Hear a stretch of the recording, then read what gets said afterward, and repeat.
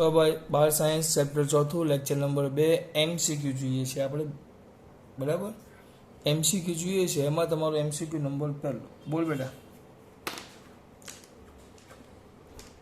વિદ્યુત પ્રવાહની ચુંબકીય અસરનું સૌપ્રથમ અવલોકન કોણે કર્યું?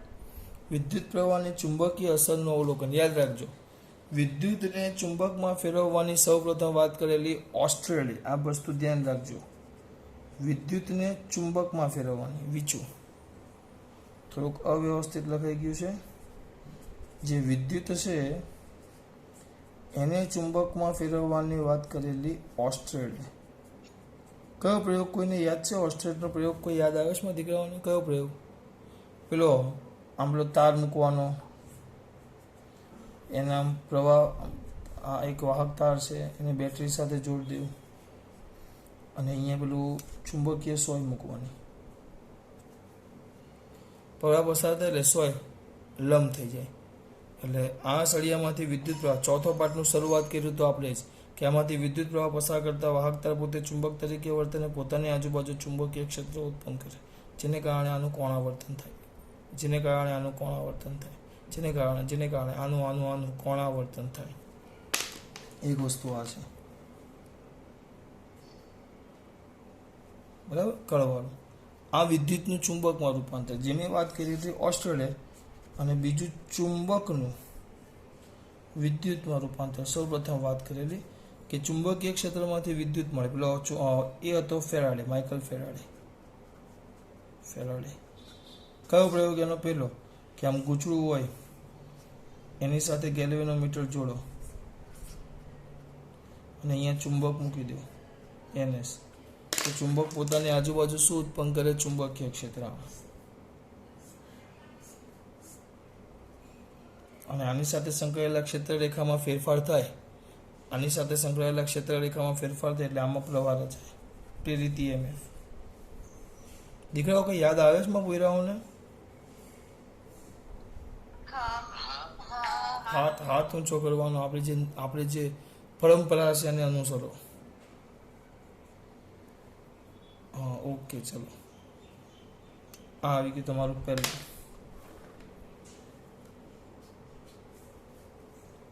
બરાબર. પછી બીજું બોલો. બીજું બેટા, બીજામાં સ્થિર રહેલ વિદ્યુત બારિત કણ વિદ્યુત ચુંબકીય બળ અનુભવે છે, તેથી ખાલી જગ્યા. ચલો, વિદ્યુત ચુંબકીય બળ અનુભવે. સ્થિર રહેલ વિદ્યુત ભાર પર વિદ્યુત ચુંબકીય બળ અનુભવે છે. તમને પૂછ્યું છે સ્થિર વિદ્યુત ભાર કીધું છે.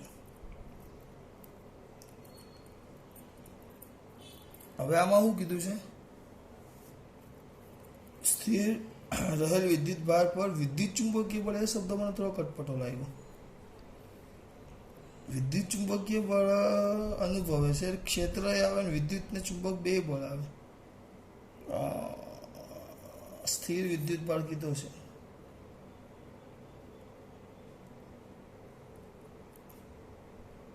આમાં કેવું હોય? જો અહીંયા ધ્યાન આપો.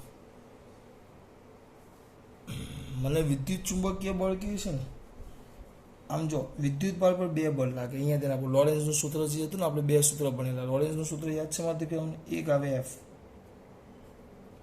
F is equal two QE.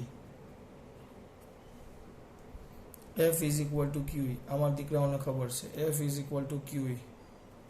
બરાબર. હવે આ F is equal two QE છે, આ વિદ્યુત ક્ષેત્ર માટે છે. તો વિદ્યુત ક્ષેત્રમાં વિદ્યુત ભાર સ્થિર હોય કે ગતિ કરતો હોય, વિદ્યુત ક્ષેત્ર હાજર હોય તો વિદ્યુત બળ લાગે, FE લાગે છે.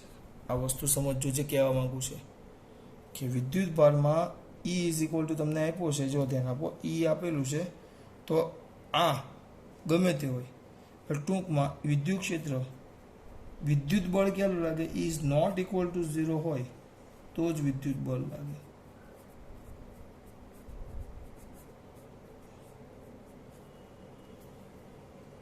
બરાબર. આ વિદ્યુત ક્ષેત્ર માટે છે. પણ ચુંબકીય ક્ષેત્રમાં તમારે ચુંબકીય બળની વાત કરવી હોય, તમારે ચુંબકીય ક્ષેત્ર છે અને એમાં તમારે ચુંબકીય બળની વાત કરવી હોય તો આપણું સૂત્ર હતું વેક્ટર FB અથવા એફ બી જ રાખો તો ઇઝ ઇક્વલ ટુ ક્યુ કૌંસમાં એફ એમ લખો તો એ ચાલે, vector we cross vector B આવે. તો એના માટે તમારે આ બળ માટે બે વસ્તુ પર આધાર રાખે. વિદ્યુત ભાર તો હોવો જ જોઈએ, પણ સાથે સાથે વિદ્યુત ભાર ગતિ કરતો હોવો જોઈએ. બરાબર, ગતિ કરતો હોવો જોઈએ. તો વિદ્યુત ચુંબકીય બળ લાગે, પણ મેં એક વસ્તુ તમને ચોખ્ખું જ કહી દીધું, અહીંયા ધ્યાન આપો. સ્થિર વિદ્યુત ભાર છે, આમાં લખ્યું નથી પણ હું લખી જ નાખું છું કે સ્થિર વિદ્યુત ભાર છે. સ્થિર વિદ્યુત ભાર છે, તો સ્થિર વિદ્યુત ભાર છે એટલે એનો મતલબ એમ થયો V ઇઝ ઇક્વલ ટુ 0, અને V0 તો FM, અને FM કહી દે ને ભાઈ, FM ચુંબકીય બળ મસ્ટ બી 0 થાય. કારણ કે વિદ્યુત ભાર પર ચુંબકીય બળ લગાડવા માટે વિદ્યુત ભાર કમ્પલસરી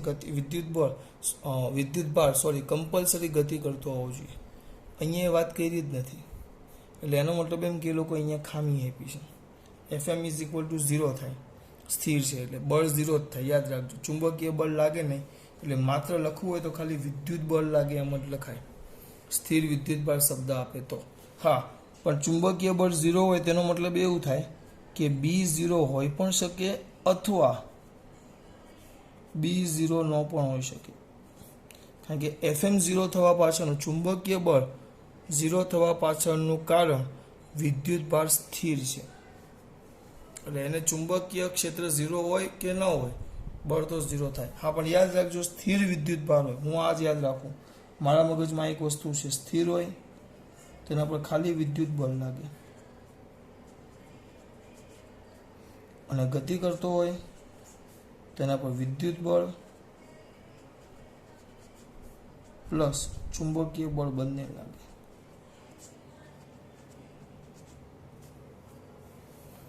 આ ભૂલાવવું ન જોઈએ કોઈ પણ હિસાબે.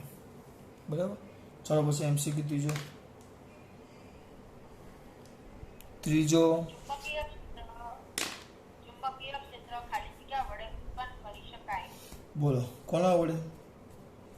ચુંબકીય ક્ષેત્ર કોના વડે ઉત્પન્ન થાય? આપણે ભણી ગયા ચુંબકીય ક્ષેત્ર. એક તો આપણે ચુંબકીય ક્ષેત્ર ઉત્પન્ન કરવાનું પહેલું રીઝન, એમાં એ લોકોએ જે આપ્યું છે ચુંબકીય ક્ષેત્ર, એ તમને સિમ્પલ એક વસ્તુ તો ખબર છે. પહેલું આપ્યું છે ગતિશીલ વિદ્યુત ભાર. ગતિશીલ વિદ્યુત ભાર કેવી રીતે? દાખલા તરીકે આ પરમાણુ આવે તો પરમાણુમાં ન્યુક્લિયસ આવે વચ્ચે, અને એની ફરતે કક્ષામાં ઇલેક્ટ્રોન ગતિ કરે. તો આ ગતિશીલ વિદ્યુત ભાર. ઇલેક્ટ્રોન આમ ગતિ કરે તો પ્રવાહ બાજુ આવે, તો આપણે કરંટ આમ રચાવે તો ચુંબકીય ડાયપોલ મોમેન્ટ, એટલે પોતે પરમાણુ ચુંબક તરીકે વર્તેનું ડાયપોલ મોમેન્ટ નીચે તરફ આવે. એટલે ગતિશીલ વિદ્યુત ભાર એક તો ચુંબકીય ડાયપોલ મોમેન્ટ ચુંબક તરીકે વર્તે અને પોતાની આજુબાજુ ચુંબકીય ક્ષેત્ર ઉત્પન્ન કરે. અને બીજું છે બદલાતું જતું વિદ્યુત ક્ષેત્ર. વિદ્યુત ક્ષેત્ર બદલાય તો વિદ્યુત ભાર પર ગતિ થાય. ગતિશીલ વિદ્યુત ભાર, આ યાદ રાખજો, બદલાતું જતું વિદ્યુત ક્ષેત્ર. આ જે બદલાતું જતું વિદ્યુત ક્ષેત્ર છે, તો વિદ્યુત ક્ષેત્ર બદલાય તો શું થશે? બદલાતું જતું વિદ્યુત ક્ષેત્ર બદલાય તો જે વિદ્યુત ભાર છે એ ગતિ કરે. આ જે વિદ્યુત ભાર છે એ વિદ્યુત ભાર શું કરે બેટા? ગતિ કરે. અને વિદ્યુત ભાર ગતિ કરે એટલે પોતે ચુંબકીય ક્ષેત્ર ઉત્પન્ન કરે. વિદ્યુત ભાર ગતિ કરે અને પોતે ચુંબકીય ક્ષેત્ર ઉત્પન્ન કરે. ધરાવતા બે સ્ફટિક વાહક તારો A અને B એકબીજાથી x અંતરે સમાંતર રહેલા છે. જો તે એકબીજાને આકર્ષે તો તે સૂચવે છે કે. ચલો અહીંયા ધ્યાન આપો. આ આપણે પ્રવાહની વાત આવે, પણ આ કદાચ ખાલી પેલા રિવિઝનમાં કહેવાનું રહી ગયું છે કે બે તાર હોય, એમાંથી બંનેમાંથી પ્રવાહ એક જ દિશામાં જતો હોય, અમુક અંતરે મૂકેલા હોય, અને બે તાર હોય, બંનેમાં પ્રવાહ પરસ્પર વિરુદ્ધ દિશામાં જતો હોય. તો ચલો આના પરથી મારા દીકરાઓને નોંધ લખાવેલી છે, આપણે પણ આમાં લખાવાની ભૂલી ગયો છું, પણ આમાં તમને યાદ હશે જૂની ચોપડીમાં કે બંનેમાં પ્રવાહ એક જ દિશામાં હોય અને બંનેમાં પ્રવાહ વિરુદ્ધ દિશામાં હોય. એક જ દિશામાં હોય તો શ્યોર લોક કિયા જાય, એક જ દિશામાં આકર્ષે.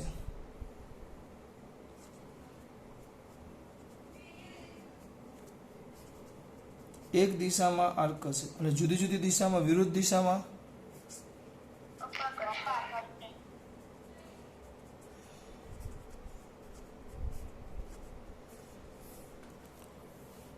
બરાબર. એક જ દિશામાં હોય તો આકર્ષે, વિરુદ્ધ દિશામાં હોય તો આકર્ષે. યાદ કરો, બે તાર હતા તો બે તાર આપણે મૂકતા આમ, એક આમ હતો ને એક આમ હતો.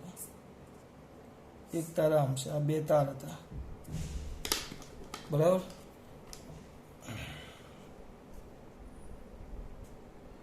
એક્સ, વાય અને આ ઝેડ 3 છે દિશા. આ તારમાંથી પ્રવાહ પસાર થાય છે, પહેલા તારમાંથી. રિવિઝનમાં કઈ આખું ટૂંકમાં બતાવી દેવું કે આખું કરું? ચલો એક મિનિટમાં થાય. સૂત્રો તો યાદ આવી જાય. ચલો, આ પહેલો તાર છે, આમાંથી પસાર થતો પ્રવાહ I1 છે. તો તાર આમ છે તેનું ચુંબકીય ક્ષેત્ર એટલે આપણે વેક્ટર B1 કહીએ, પહેલા તારનું ચુંબકીય ક્ષેત્ર. આની લંબાઈ, આ બંને વચ્ચેની લંબાઈ L છે, બે તાર વચ્ચેનું અંતર. તો ચુંબકીય ક્ષેત્ર, ચલો અનંત લંબાઈના તારનું ચુંબકીય ક્ષેત્ર શું હોય મારા દીકરાઓ? બોલો. અનંત લંબાઈનો તાર, હા એક જ ખાલી અનંત લંબાઈનો તાર. હાથ ઊંચો કરો એટલે હું પૂછું. ચલ ધ્રુવીલ બોલતો બેટા, શું આવે? Very good. μ0I/2πy. વાયના જગ્યાએ આપણે L અને પ્રવાહ છે I1. કઈ દિશામાં જાય છે? આમ નીચેથી આમ બહાર આવે. બહાર આવે. આપણે એક કામ કરીએ, આપણે જે રીતે મોઢે કર્યું આને x કહી દઉં અને y કહી દઉં અને આને z કહી. એટલે ક્યાં આવે? ચુંબકીય ક્ષેત્ર તાર આમ છે, પુસ્તકના પાનાને લંબ બહાર તરફ આવે એટલે આમ આવે, આમ z અક્ષ તરફ. એટલે આને આપણે લખતા k કેરેટ અને એને કારણે લાગતું બળ વેક્ટર F2 બીજા તાર પર લાગતું બળ is equal two I vector dl. આપણે એવું લખતા ક્રોસ વેક્ટર b એવું લખતા આપણે. પણ I બીજા તાર છે, બીજો તાર આમાંથી પ્રવાહ કેટલો પસાર થાય છે? I2. તો I2L. આવું કર્યું આપણે. પ્રવાહ તો પહેલાને કારણે બળ ઉત્પન્ન થાય ને. પહેલાનો પ્રવાહના કારણે હા સોરી, આના અંતરને આપણે y કીધેલું બેટા, બંને વચ્ચેના અંતરને આપણે y કીધેલું y. તો આ y આવે I2L ગુણ્યા ક્રોસ b બીજા પર લાગતું. હવે આનું ચુંબકીય ક્ષેત્ર છે, એમાં પ્રવાહ ધારિત તાર છે. તો I2L જ થાય. I2L આનો એકમ લંબાઈ દીઠ એમ L ક્રોસ b, L લંબાઈનો પ્રવાહ ધારિત તાર પર લાગતું બળ. તો I2 ના I2, L ના L. આ કે પ્રવાહ આ બાજુ જાય છે, તો ખંડ કઈ દિશામાં જાય છે? x અક્ષની દિશામાં. તો ઇન્ટુ I કેરેટ આવે plus cross μ0 I1/2πL into k caret. તો સૂત્ર તમારું જે મેઇન સૂત્ર આવી ગયું μ0 I1/2π. સોરી, આ y આ 2π અહીંયા y આવશે. y કેમ? કારણ કે આ બંને વચ્ચેનું અંતર y છે. μ0 I1/2πy. L એટલે આમાં જે તમે લંબાઈ લેવી તારમાં, L એટલે તારની તમે જે અહીંયા લંબાઈ આવ્યું, અને y એટલે બંને વચ્ચેનું લંબ અંતર, આ બે તાર વચ્ચેનું અંતર y. તો આ સૂત્ર આવી ગયું તમારું. હા, પણ કેરેટ કયું આવે? I cross k caret. k cross I હોય તો જે આવે I ક્રોસ k, એટલે આનો જવાબ આવે માઇનસ જે. આ y છે, તો ટૂંકમાં મારી પૂરી બોલી એમાં -y. તો આ બીજા તાર પર બળ -y તરફ લાગે, એટલે નીચે તરફ. એટલે આના લીધે આના પર બળ નીચે લાગે, બળ F નીચે. તો નીચે લાગે એટલે કયું બળ થઈ ગયું? આ આને નીચે ખેંચે એટલે કયું બળ થઈ ગયું? આકર્ષણ. એટલે સમાન તાર એક જ દિશામાં પ્રવાહ હોય તો આકર્ષણ, અને વિરુદ્ધ દિશામાં પ્રવાહ હોય તો અપાકર્ષણ. હવે આમાં પ્રવાહ વિરુદ્ધ કરી નાખો, વિરુદ્ધ, તો અહીંયા -I આવશે. અહીંયા -I આવે તો -I ક્રોસ k, તો જે આવે. જે એટલે બળ ક્યાં આવે? ઉપર. એટલે આના વડે બીજા તાર પર બળ ઉપર, એટલે આ તાર ઉપરના તારને ધક્કો મારે એમ. આપણે આ સૂત્ર આખી થિયરી સાબિત થઈ ગઈ. તમારે તો આ સૂત્ર આ યાદ રાખવાનું. મેં થોડીક ભૂલ ગઈ રીતે આ એ ન થવી જોઈએ. આપણે જે મોઢે કર્યું એ પ્રમાણે લખવાનું. આ અંતર y તો μ0 I1/2π 2πy આ બળનું સૂત્ર આપણે F. બે તાર વચ્ચે લાગતું આકર્ષણ μ0 I1 I2 L by 2πy આ ભૂલાવું ન જોઈએ. અને આ બે ખાસ મુદ્દા છે. ચલો પછી મારા દીકરા કયો આવ્યા? પાંચમો બોલો. વીજ પ્રવાહ આધારિત પૂરેક વાહક તારની નજીક ચુંબકીય ક્ષેત્ર રેખાઓની દિશા. બોલો. વીજ પ્રવાહ આધારિત તાર છે એટલે આવો તાર છે આપણો. આમાં ચુંબકીય ક્ષેત્ર રેખાઓની તો આ પ્રવાહ આધારિત તાર છે તો આની પ્રવાહની દિશામાં અંગૂઠો રાખીને આમ રાખો તો અંગૂઠો રાખો ને તો આંગળીઓ તમારી આમ વીંટરાય. આમ અંગૂઠો રાખો તો આંગળીઓ તમારી આમ વીંટરાય. આમ આમ આમ વીંટરાય એટલે મારે આપણે આમ વીંટરાય. આમ તો એ ક્યાં આવ્યું? આ જે આપણો તાર છે એ તારના સમતલને લંબ એમ અને લંબ આવ્યું જુઓ. એટલે ક્ષેત્ર રેખાઓ ક્યાં આવે? આ જે તાર છે એના સમતલને લંબ સમતલમાં આવે. એ જ વસ્તુ કીધું છું. વાહક તારને લંબ સમતલમાં વર્તુળાકાર માર્ગે. બરાબર. પછી છઠ્ઠું બોલો. છઠ્ઠું બેટા. એક વિદ્યુત ભારિત કણ વેક્ટર v જેટલા ચુંબકીય ક્ષેત્રમાંથી વેક્ટર v વેગથી પસાર થઈ રહ્યો છે. વિદ્યુત ભારિત તેના પર કણ ગતિ કરે છે વેક્ટર v તો જેટલા સૂત્ર આપણું યાદ જ આવવું જોઈએ. ચુંબકીય ક્ષેત્રમાં દાખલ થાય તો વેક્ટર F q કૌંસમાં vector v cross vector b. પછી બેટા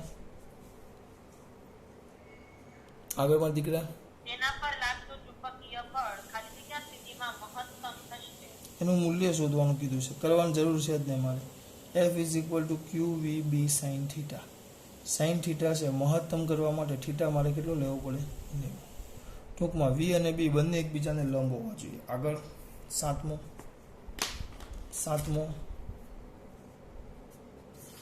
ગતિમાન વિદ્યુતભાર ખાલી જગ્યાના કારણે ઉર્જા મેળવે છે. ગતિમાન વિદ્યુતભાર ખાલી જગ્યાને કારણે ઉર્જા મેળવે છે. આ યાદ રાખજો. પાછું એકવાર સમજાવું છું, જો તેને આપજો. હવે આ વિદ્યુત ક્ષેત્ર છે. આ સમાન વિદ્યુત ક્ષેત્ર એ છે. અહીંયા આ સમાન વિદ્યુત ક્ષેત્ર E છે. ધ્યાન આપજો. બરાબર દીકરા? સમાન વિદ્યુત ક્ષેત્ર E છે મારા દીકરા. હવે એક વસ્તુ મને કહો.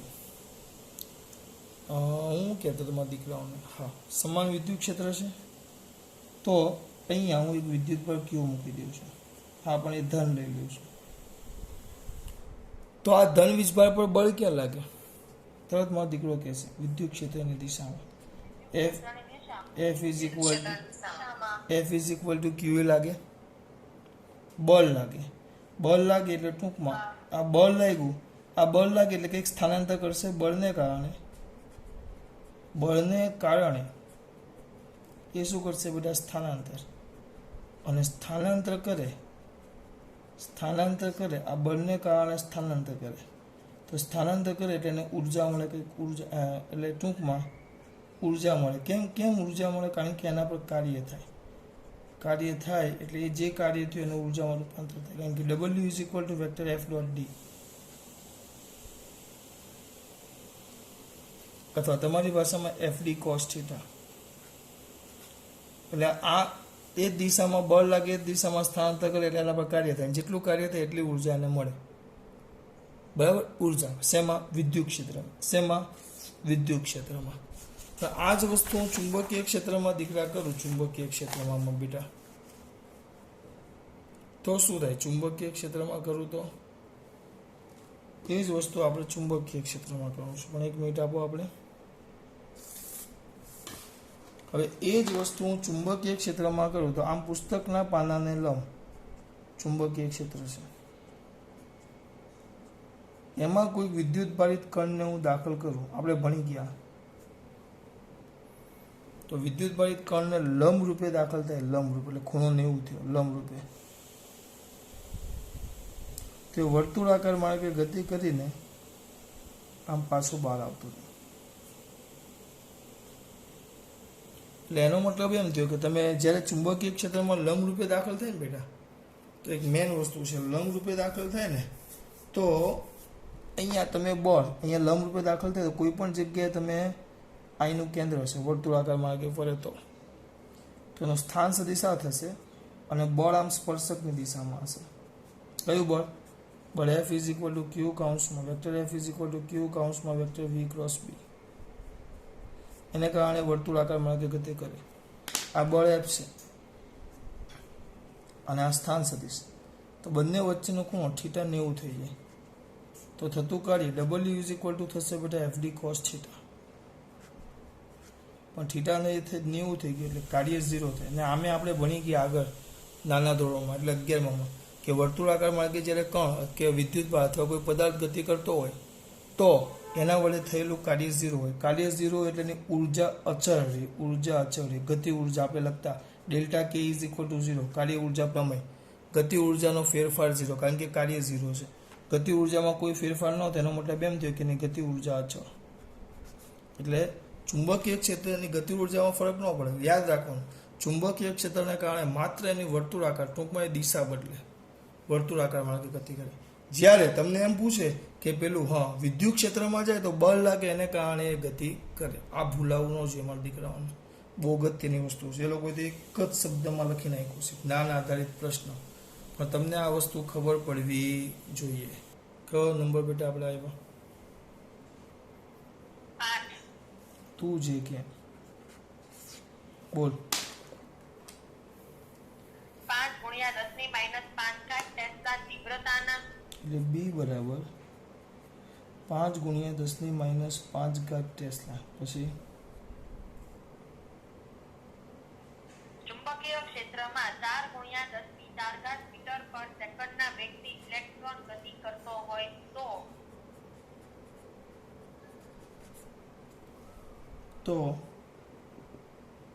ત્યારે તેના પર લાગતું મહત્તમ ચુંબકીય બળ સીધું F is equal two QVB sin θ. તમને મેક્સિમમ કીધું છે, મેક્સિમમ મારે કહેવાનું ન હોય, જાતે સમજ પડવી જોઈએ. મેક્સિમમ એટલે આ ભાગ 1 થવો જોઈએ. એટલે FM is equal two QVB જાતે કરી નાખજો. હવે FM is equal two QVB જાતે કરી નાખજો. 9મો બેટા આવડશે માં દીકરાઓને? આવડશે ને? હાથ ઊંચો કરી દે એટલે મને અંદાજ તરત આવી જાય. ચલો 9 નંબર.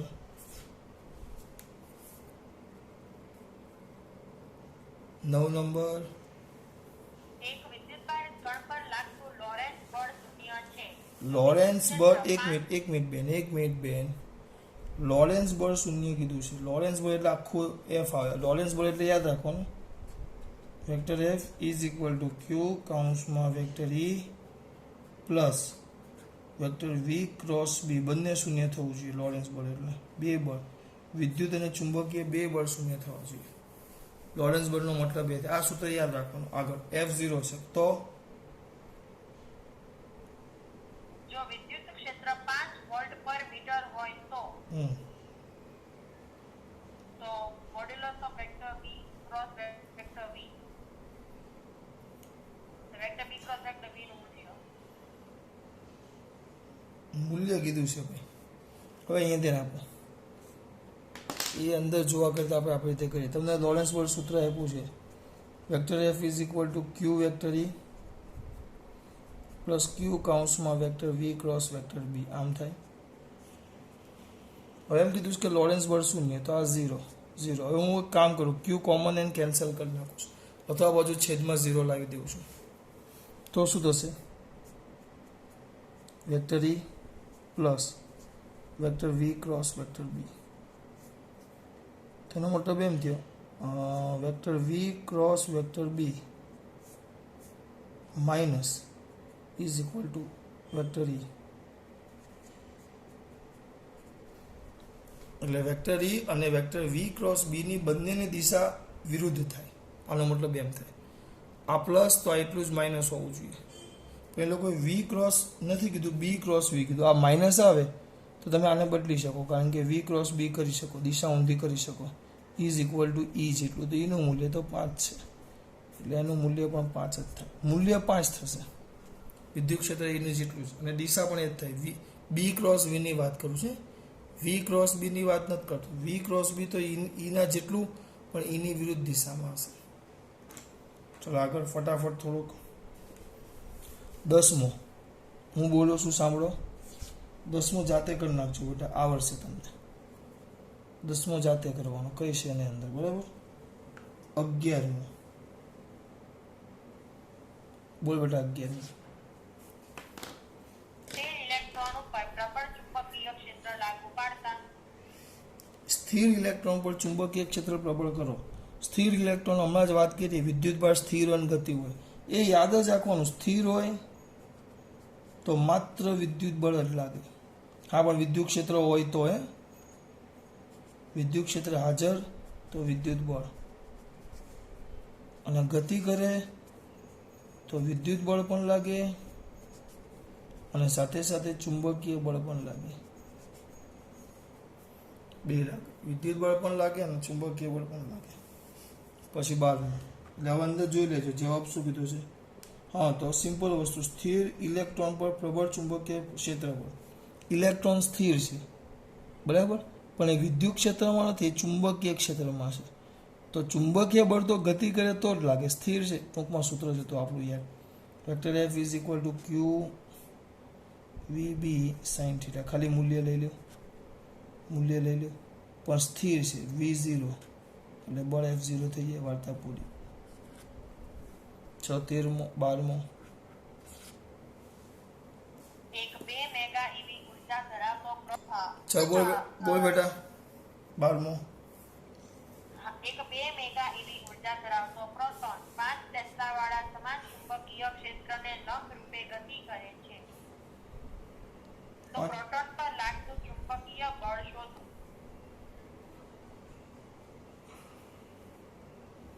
2 મેગા એવી ઉર્જા એટલે ગતિ ઉર્જા આપી છે. પ્રોટોનનું દળ એ છે. ચુંબકીય ક્ષેત્ર તો લખીએ.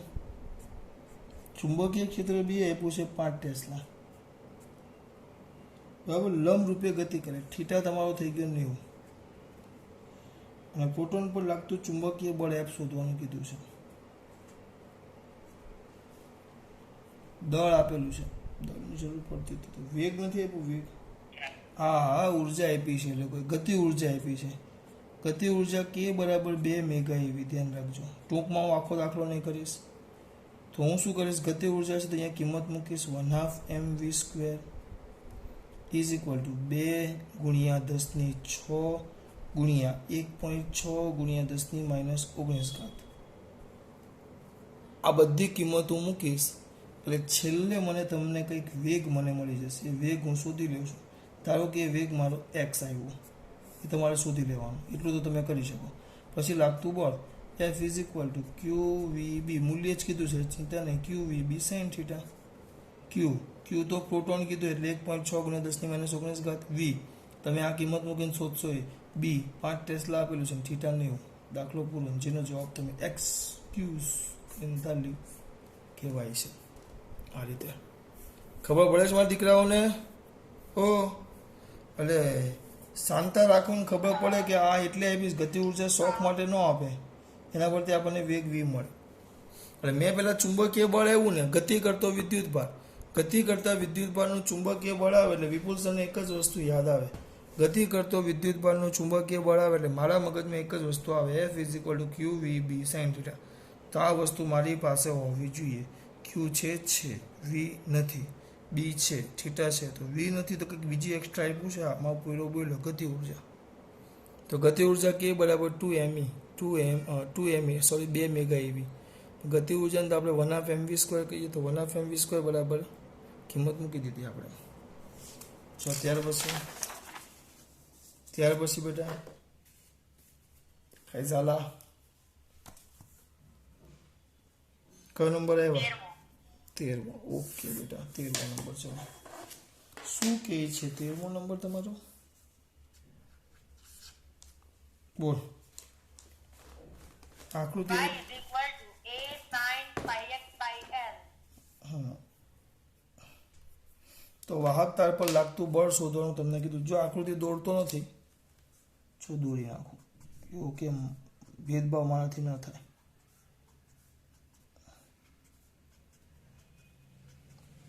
આ ધ્યાન આપજો, આ બધા કામના છે. તાર, તમારો તાર અહીંયાથી ચાલુ થાય છે, પાછો અહીંયા સુધી આમાં આવે છે. આમાં આવ્યું. તો આપણું સૂત્ર શું આવે? લાગતું બળ. આ ચુંબકીય ક્ષેત્રમાં પ્રવાહધારિત તાર છે, આમાં પ્રવાહધારિત તાર છે, તેના પર લાગતું બળ vector F is equal to I vector L cross vector B આવે. ધ્યાન રાખજો, બરાબર. હવે થોડુંક ધ્યાન આપજો મારા દીકરા. સદિશ સ્વરૂપે ખાલી સિમ્પલી વિચારું તો આ ક્રોસ છે, આ આઈ વેક્ટર એલ છે, તો આ પ્રવાહધારિત ખંડ, ટૂંકમાં આ એલ છે ને, સ્થાનાંતર જેવું થઈ જાય, સ્થાનાંતર.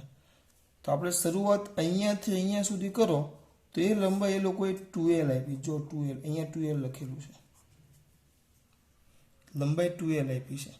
તો તમારો મતલબ બી નો બી, આઈ નો આઈ, પણ આ જે સ્થાનાંતર થયું, આખો તારનું સ્થાનાંતર, એ તો 2l થયું. અને થીટા છે સાઇન 90, લંબ રૂપે છે, એટલે કારણ કે ચુંબકીય ક્ષેત્ર પુસ્તકના પાનાને લંબામંદર તરફ છે, એટલે અહીંયા આવશે તમારે BI2l, કારણ કે આની કિંમત તો 1 થઈ જાય. આ મેન સમજવાનું છે મૂલ્ય. દિશા તો પછી ક્રોસ કરીને તમે શોધી શકો. શું? ફરી પાછું, I એટલે પ્રવાહ, B એટલે ચુંબકીય ક્ષેત્ર, બરાબર. આ છે સ્થાનાંતર, આખો તાર નથી કીધો, સ્થાનાંતર. તો તમે અહીંયાથી પ્રવાહ આટલો જ પહોંચે છે, તો એ પ્રવાહ ખંડનો સ્થાનાંતરનો ભાગ કેટલો થાય? કારણ કે આ તો આખો અલગ દિશા બતાવે છે, તો ટોટલ સ્થાનાંતર 2l જ થાય, એટલે એના પરથી આવે, બરાબર. ચલો, ખાસ વાત. જય શ્રી કૃષ્ણ.